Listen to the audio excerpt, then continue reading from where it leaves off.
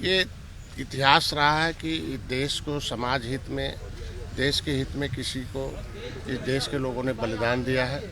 मेरे पिताजी सेना में सूबेदार रहे, मेजर भी रहे और उन्होंने भी बलिदान दिया था देश के लिए, वो उनको साथ। आज हम समाज के लिए, अपने समाज को हितों के लिए छोटे छोटे बातों को बलिदान तो करना ही पड़ेगा। आपने देखा होगा, मैं 3 दिन से दिल्ली में था और दिल्ली में शीर्ष नेतृत्व से बात हुई और पूरा अपने समाज को भरोसा दिलाता हूँ कि जो आज उपचुनाव में हमने चुनाव न लड़कर लोग कह रहे हैं कि छोड़ दिया, भाग गया, बिक गए, बेच दिया, तमाम तरह के आरोप विपक्ष लगा रहे हैं। हमारे लोगों के अशिक्षा का लाभ उठा रहे हैं, जिन्होंने उनको सुख से या समृद्धि से, विकास से कोसों दूर रखा।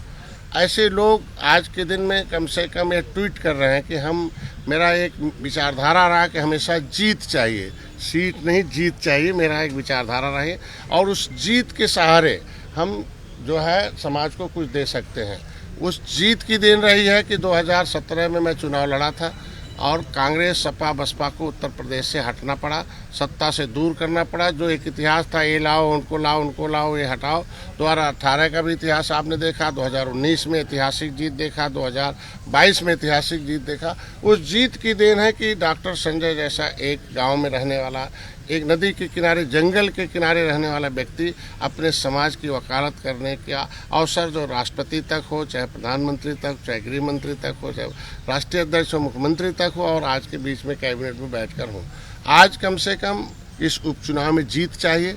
हम अपने को सौभाग्यशाली हूँ कि कम से कम हमारे इस मंत्र को विपक्ष के लोग भी ट्वीट कर रहे हैं कि नहीं, जीत चाहिए, सीट नहीं चाहिए। तो अगर देश की कांग्रेस उत्तर प्रदेश में, जो देश की बड़ी पार्टी रही कभी, आज भी विपक्ष के रूप में, पार्टी के रूप में है, वो भी कह रही है कि नहीं, हमें जीत चाहिए, सीट नहीं चाहिए। तो मैं तो एक त्रेता में भगवान राम के निषाद राज का एक वंशज हूँ, जो किस तरीके से गले लगाया था।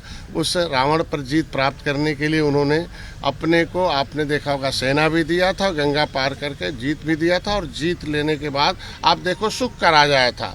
तो सुख शांति चाहिए, फिर से निषादों का हक चाहिए, उसके लिए हम जीत के लिए आए हैं। हमने भी दिल्ली में बैठक हुई और मैंने उनसे बता दिया कि जीत के लिए एक ही है कि हमारे समाज के लोग जो है एक तरीके से थोड़ा गुस्से में है। उनका एक कांग्रेस ने, सपा, बसपा ने इनके आरक्षण के मुद्दे को लटकाए रखा और हम लोग भी आए और यहाँ भी अभी तो केंद्र राज्य में सरकार है, यहाँ नहीं हुआ। मैं बधाई दूंगा राष्ट्रीय अध्यक्ष को। उन्होंने कहा, तो मैंने उनको याद दिलाया कि आपने कहा था बड़े बड़े जो काम हैं, धारा 370 और जो है राम मंदिर है, ये काम हो जाने के बाद, राष्ट्रीय काम हो जाने के बाद जो अर्थव्यवस्था का, हम लोग निश्चित रूप से इसे विचार करें। मैंने उन्हें याद दिलाया कि आप 10% अगर हम पक्षधर हैं कि अपर कास्ट के जो कमज़ोर वर्ग हैं उन्हें दे दिया, तो हम सताए हुए लोग हैं अंग्रेज मुगलों के, पिछली सरकारों के, इनके भी आरक्षण दिल्ली के गजट में हम अनुसूचित हैं।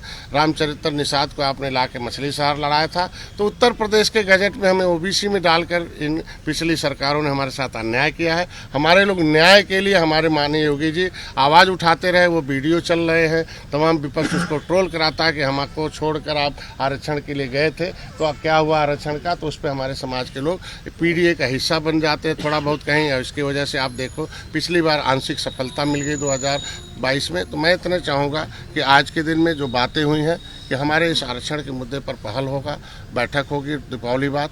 दूसरा, हमारे लोगों पर मुकदमे थे, हमारे लोगों का समायोजन है। जीत के लिए जितना भी हो सकता है हम खुले मन से भारतीय जनता पार्टी का समर्थन करते हैं। हमारे एक एक कार्यकर्ताओं की कोर कमेटी की बैठक हुई है कि नहीं, हम भारतीय जनता पार्टी को जिताने के लिए, और जो भी प्रत्याशी एनडीए का है वो हम भारतीय जनता पार्टी कमल नहीं है बल्कि उसमें भोजन भरी थाली भी है, ये देखकर हमारे लोग, हमारे कार्यकर्ता वोट दबाएंगे और अपनी समस्याओं का समाधान कराएंगे और देश में एक अलग से ये उत्तर प्रदेश जो पहचान है, उत्तर प्रदेश सर्वोत्तम प्रदेश बने, इसके लिए हम लोग आए हैं। हमारे मिशन का कार्य है और मैं, हमारे अभिभावक स्वरूप हमारे पुराने साथी रहे हैं, पाठक जी हैं, और मैं धन्यवाद दूंगा इनको कि कम से कम समय समय पर हमारी आवाज़ को दिल्ली तक हर जगह टेबल पर पहुंचाते रहते हैं। और मैं आज सौभाग्य हूं कि हमारे बीच में आप आए हैं। कम से कम हम दोनों के गठबंधन पहले त्रेता में भी मजबूत रहे, आज भी हैं, कल भी रहेंगे और हमेशा के लिए रहेंगे। 2 सीटें आपके द्वारा मांगी गई थी, लेकिन परिस्थितियां होती हैं कि जब देश की जनता अब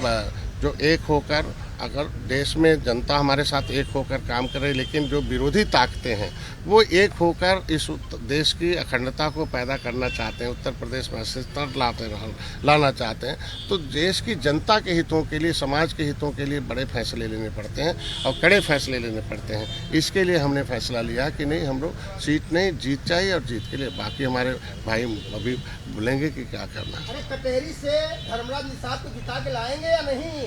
हमने सामूहिक रूप से बता दिया कि जो 9 सीटें हैं, 9 सीट पर हमारे लिए कोई भेदभाव नहीं है, हमारे लिए सभी लोग निषाद हैं और निषाद सब वोट देकर देंगे। वो किसी कोई भी वर्ग हो, कोई भी जाति हो, हम वो समझते हैं कि वो हमारे एनडीए का पार्ट है। अच्छा, पोस्टर वार हो रही है, कहीं 27 के 27 और आपके घर के बाहर 27 के 53 हार, अभी तो 24 चल रहा है। वो तो 2014 में जब मैं आया हूँ राजनीति में 13 से, तो तब से ऐसे ही पोस्टर चल रहा है। पहले कुछ लिखा पढ़ा जाता था मोबाइल में, अब थोड़ा सा कागज़ में लिख गया, लेकिन तब से उल्टा ही होता है जो लिखा जाता है। बाकी जब हमारे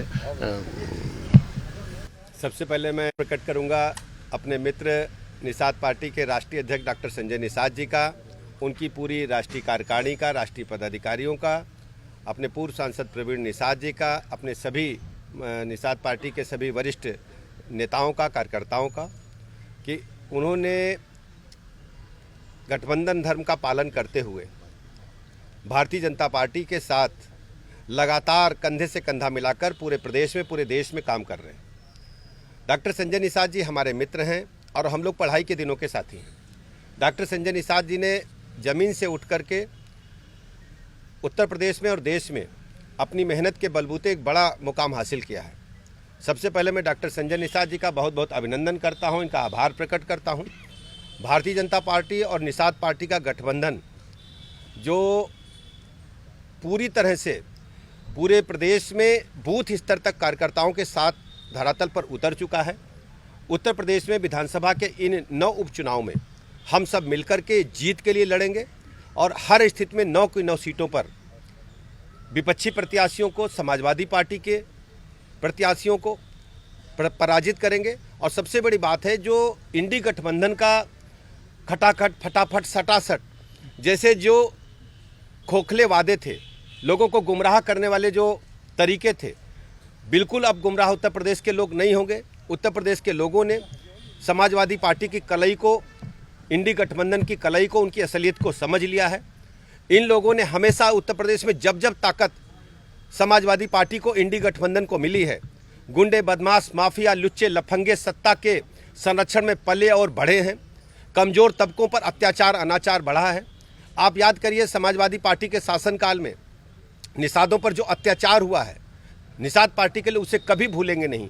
गुंडे, बदमाश खुलेआम बहू बेटियों की इज्जत आबरू को बुरी नज़र से देखते थे, उन्हें परेशान करते थे, व्यापारियों का उत्पीड़न होता था।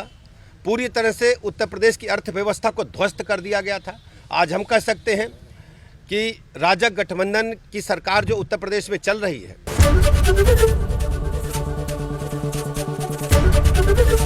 एबीपी गंगा, खबर आपकी, जुबान आपकी।